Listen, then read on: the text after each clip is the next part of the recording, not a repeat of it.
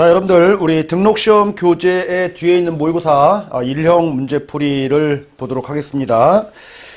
자, 우리 1번 문제 보니까 자, 우리나라 생명보험 역사에 대한 설명으로 좀 맞는 것을 고르시오라고 돼 있는데, 자, 우리 단체보험, 우리 70년대 여러분들 단체보험으로 이제 우리 크게 성장할 때라고 했는데, 단체보험은 여러분들 60년대죠. 국민저축기간 지정은 60년대. 자, 우리 2번 보니까 여러분들 보험회로 지정된 것은 77년이지 87년이 아니죠. 자, 우리 3번 보니까 2015년부터 우리가 보험담호화라는 사이트를 생손보협회가 공동으로 주관해서 운영했다. 이제 맞는 지문이네요. 자, 우리나라 역사와 관련된 부분들도 이제 시험 문제 이렇게 종종 나옵니다. 자, 우리 2번 보겠습니다. 자, 사회보험과 민영보험을 비교한 내용으로 잘못된 것을 고르시오라고 되어 있는데, 우리 사회보험은 의무적으로 가입하고 정부가 독점적으로 가입하는 건 맞죠? 자, 이거에 비해서 이제 의견 합치와 관련된 부분들은 사회보험은 내가 마음에 안 들어도 가입을 해야 되는 거죠. 그래서 의견이 불합치되어 있는 게, 불일치되어 있는 게 바로 사회보험과 민영보험의 차이점인 거죠. 그래서 답번이 잘못됐네요. 자, 3번 보니까 다음 중 정부기관 및 유관기관의 보험범죄 방지 활동에 대한 설명으로 맞는 것을 고르시오라고 되어 있는데, 자, 1번 보니까 보험업법상 보험계약자 등의 의무로 보험사기 행위 금지 조항이 신설되었다. 자, 맞는 지문이죠, 여러분들. 보험사기 관련돼서 하지 마라 라는 조항이 보험업법에 있죠. 설계사뿐만 아니라 고객들도 마찬가지로. 자, 2번, 3번은 여러분들이 읽어보시면 되는데, 2번, 자, 보험사기 특별조사반 SIU. 이거는 이제 보험회사에 있는 거죠. 그리고 보험범죄신고센터는 금융감독원과 보험회사에 있는 겁니다. 여기서 말하는 이제 금융감독원과 이제 협회 이제 두 군데라고 하면은 이쪽에서는 뭐를 하는 거냐면은 우리 이제 보험범죄 방지를 활동을 위한 이제 홍보라든지 교육 같은 세미나 주최 이런 일들을 하죠. 자, 4번 다음 표에 가와 나에 들어갈 내용으로 이제 맞게 연결한 것을 고르시오라고 돼 있는데, 자, 우리 한시적 후유장애라고 해가지고 여러분들 5년 그리고 20% 이렇게 적용되는 거죠. 그래서 1번이 정답이네요. 자, 5번 보겠습니다. 다음 중 보험계약 내용 변경에 대한 설명으로 이제 맞는 것을 고르시오라고 돼 있는데, 자, 1번 보니까 수익자 변경 시에 보험금 지급 사유 발생 이전에 보험회사의 서면 동의를 받아야 된다라고 돼 있는데, 우리 여러분들 보험계약 내용 변경에서 수익자 변경은 동의 여부와 관계없이 변경이 가능하죠. 자, 2번 보험 종목의 변경은 새로운 계약 체결에 해당하므로 변경이 불가능하다라고 되어 있는데 가능하죠. 자, 3번 보니까 보험 가입금액 감액 시에 감액된 부분은 해지된다. 자, 우리 대원칙이 여러분들 우리가 감액만 인정을 하는 거지 다시 이걸 가지고 우리가 증액한다라고 하는 것은 인정하지 않아요. 그러니까 감액된 부분은 해지 처리한다. 이런 표현들 시험 문제 자주 나오는 거니까 꼭 기억을 해두시기 바라고요. 자, 우리 6번. 자, 보험 인수와 관련된 부분 있죠? 조기 축구회로 오른쪽 십자인대가 이제 파열된 병력을 가지고 있어서, 그 특정 신체 부위는 보장하지 않겠다라고 되어 있죠? 그래서 이제, 부담보, 질병부담보, 특정 신체 부위 부담보, 이렇게 돼서 이제 부담보 인수라는 게 있죠, 여러분들. 그래서, 우리가, 표준체보다 위험이 높은 등급을 우리가 표준 미달체 이렇게 얘기하죠. 이 표준 미달체의 인수 여부와 관련된 부분들은 어떻게 해요? 보험료를 우리가 할증하면서 인수할 수도 있고, 보험금을 삭감하면서 인수할 수도 있고, 또는 특정 부위라든지 특정 질병과 관련된 부담보 인수 조건으로 인수할 수도 있고, 자, 우리 미달 정도가 좀 심하면은 우리가 승인 말고 거절할 수도 있는 거죠. 자, 이런 식의 인수 방법 중에서 부담보 인수와 관련된 부분을 이제 문제화한 거죠. 자, 우리 7번 다음 중 3대 기본 지키기에 해당하지 않는 것은 우리 청약서 부분의 전달, 그리고 약관의 전달, 그리고 중요한 내용 설명, 자필 서명 안내 이런 것들이죠. 자, 보험증권의 전달과 하고는 상관이 없다라는 겁니다. 자, 8번 다음 중 생명보험 계약 내용에 대한 설명으로 틀린 것을 고르시오라고 되어 있는데, 자, 1번 보험기간이란 보험계약자가 보험료를 납입하는 기간이다라고 되어 있는데 아니죠. 이 보험기간이라는 거와 보험료 납입기간이라는 것은 다르죠, 여러분들.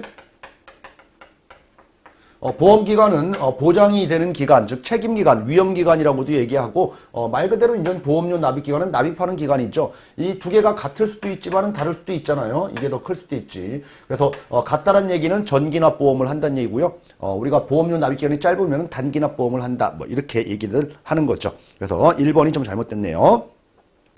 자, 우리 9번 보겠습니다. 자, 우리 재무 설계와 관련된 부분이죠. 생애 소비 지출과 소득에 대한 설명으로 틀린 것을 고르시오라고 되어 있는데, 자, 3번 보니까 일반적으로 소비 지출의 흐름이 소득 흐름보다 변동성이 큰 편이다라고 되어 있는데, 우리 여러분들 인생을 살면서 소비 패턴은 이렇게 이런 식의 이제 소비 패턴을 하죠. 이게 소비 흐름이에요. 돈을 못 벌더라도 써야 되니까요. 근데 이제 소득과 관련된 것은 못 벌다가 이렇게 왕창 벌다가 결국 이제 못 버는 이런 구조로 가는 거죠. 이게 이제 소득 패턴인 거죠. 소득. 자, 그러니까 소비 지출과 소득 흐름이 불일치하기 때문에 우리가 생애 전반에 걸친 안정적인 생활을 하려면은 장기적인 플랜이 필요하다. 자, 이것이 이제 재무 설계의 필요성인 거죠. 그래서 변동성 면에서 보면 소득 흐름이 훨씬 더 변동이 심하죠. 소비보다. 자, 우리 10번. 자, 다음 중 생명보험 사회공헌재단의 자살 예방 사업에 해당하지 않는 것은 이라고 되어 있는데, 자, 이런 문제 10번과 관련된 문제들을 풀 때는 여러분들 이렇게 보셔야 돼요. 우리가 자살 방지와 관련된 정부, 즉 보건복지부의 우리가 중앙 사업하고 우리 생명보험 회사들의 사회공헌위원회 이제 민간이죠. 요 두 단체의 사업이 좀 다르더라라는 겁니다. 정부 사업 정도로만 여러분들 좀 잘 기억을 해두시면 나머지는 우리가 사회공헌위원회 사업이다라는 거죠. 뭐예요? 보고 듣고 말하기 운동. 그리고 또 하나는 뭐죠? 자살 게이트키퍼. 이런 부분이 있죠. 그리고 자살했을 때 그 자살 원인이라든지 유가족 지원과 관련된 사업들, 뭐 이런 것들을 지금 하는 곳이 정부 사업인 거죠. 자, 그래서, 다음 중, 우리 이제 민간 사업이 아닌 것을 고르시오라고 했으니까 3번, 게이트키퍼 양성, 이건 정부 사업에 해당된다. 이렇게 비교해가지고 고르시면은 훨씬 더 수월하게 답안을 찾으실 수가 있겠다라는 겁니다. 자, 다음 중 보험 법규와 관련된 부분 11번 문제 보도록 하겠습니다. 자, 다음 중 보험 설계사의 연말정산에 대한 설명으로 틀린 것을 고르시오라고 되어 있는데, 자, 1번 보니까 뭐 소득 관련돼가지고 이제 세액 관련된 부분을 이제 받을 때는 제출해라, 신고서를 제출해라 이런 말들이 있고요. 자, 우리 2번 보니까 연말정산 대상 소득 외에 다른 종합소득이 있는 경우에는 연말정산으로 납세 의무는 종결된다. 다른 소득이 없다라고 하면은. 자, 3번 연말정산 대상 소득금액은 해당 과세기간에 지급받은 수익금액에서 기준경비율을 곱해서 계산한다. 뭐 이런 게 우리 설계사 세제와 관련해서 시험 문제 자주 나오는 것들이에요. 자, 여러분들 우리가 소득금액이라고 하는 것은 내가 1년 동안 벌은 수입금액이 있겠죠. 수입금액에서 우리가 해당되는 필요 경비에 해당되는 부분을 차감해야지 이제 소득금액이 나오는 거예요. 자, 그런데 이 경비와 관련돼서는 이제 법에서 일정한 기준 경비율이다라고 해서 정해줬다는 얘기죠. 예를 들어 보면은 예를 들어서 70%가 경비로 인정해주겠다라고 하면은 자, 소득금액이라고 하는 것은 이 수익금액에 1-0.7, 70%를 차감한, 즉 30%가 바로 이제 소득금액이 되는 거죠. 여기서 말하는 요 30%, 이걸 가지고 우리는 소득률 이렇게 얘기해요. 기준 경비율은 70%인 거죠. 우리가 소득률을 곱해야지 소득금액이 나오지, 경비율을 곱하면 경비가 나오죠, 여러분들. 그래서 지금 경비율을 곱한다라고 해서 잘못된 표현을 지금 하고 있는 거예요. 자, 이런 부분들 우리가 시험 문제 자주 나오니까 꼭 좀 체크를 해 두시기 바라고요. 자, 우리 12번 우리 이제 비교공시, 상품 비교공시와 관련된 부분들을 얘기하고 있는 거예요. 자, 생명보험회사 협회에서는 각사의 상품들을 비교한다. 이걸 뭐라고 하느냐? 자, 생명보험협회의 상품 비교공시다. 이렇게 얘기를 한다고요. 자, 우리 13번. 자, 보험업법에서 정한 보험 모집 관련된 준수사항 위반 행위에 해당하는 것으로 모두 고르시오라고 되어 있는데, 자, 가번 보니까 보험계약자나 피보험자가 중요한 사항을 보험회사에 알리도록 권유하는 행위. 자, 중요한 사항을 보험사에 알리도록 해라. 이건 잘하고 있는 거죠, 지금. 가가 들어가면 안 되는 게예요. 자, 그러니까 가가 빠지니까 정답은 하나밖에 없네요, 여러분들. 자, 월납보험료 우리가 16,000원의 어린이 보험을 우리가 체결하고 피보험자의 감사의 표시로서 2만원의 상품의 도서 상품권을 증정했다라고 되어 있는데, 지금 16,000원이니까 얼마죠? 16,000원. 곱하기 우리 10 하면은 10개월만 내면은 16만원이죠? 16만원. 그리고 곱하기 2, 2달 더 해야지 1년 치죠? 32,000원이죠. 32,000원. 즉 뭐예요? 1년치 납입한 보험료는 192,000원이다 라는 거죠. 이 보험료의 10% 그리고 3만 원 중 적은 금액을 초과하면 특별이익 제공이다 라고 되어 있죠. 얼마예요? 19,200원. 자, 19,200원 넣으면 특별이익인 거예요. 그러면 여기 2만 원이니까 이건 특별이익에 해당된다라는 겁니다. 19,200원이 넘으니까. 자, 그래서 우리가 특별이익 위반한 거다라는 거고요. 자, 답은 고객의 편의를 고려해서 다른 보험 설계사의 명의를 이용해서 보험계약 체제를 모집했다. 이건 잘못된 거죠, 여러분들. 자, 다음 14번 금융분쟁조정위원회는 금융감독원에 설치되어 있죠.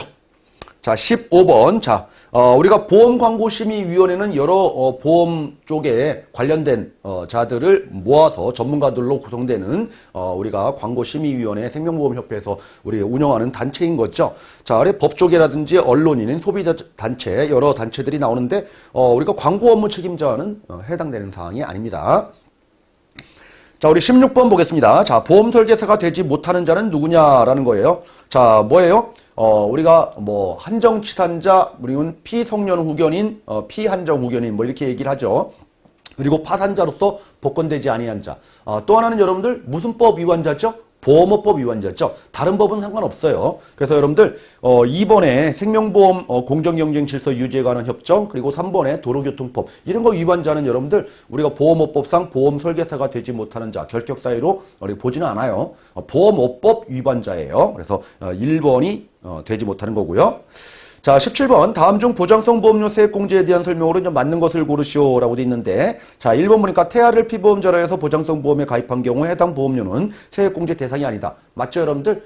살아있을 때 태어난 상태에서의 보장성 보험을 세액공제 대상으로 하는 거지 태아는 대상이 아닙니다, 여러분들. 그래서 1번이 잘못됐다라는 거예요. 자, 1번 잘못됐고요. 자, 2번 기본공제 대상자에 해당하지 않는 부양가족을 피보험자로 해서 보장성 보험료를 납입한 경우에는 세액공제 받지 못하죠. 기본공제 대상자를 대상으로 해야 되는 거죠.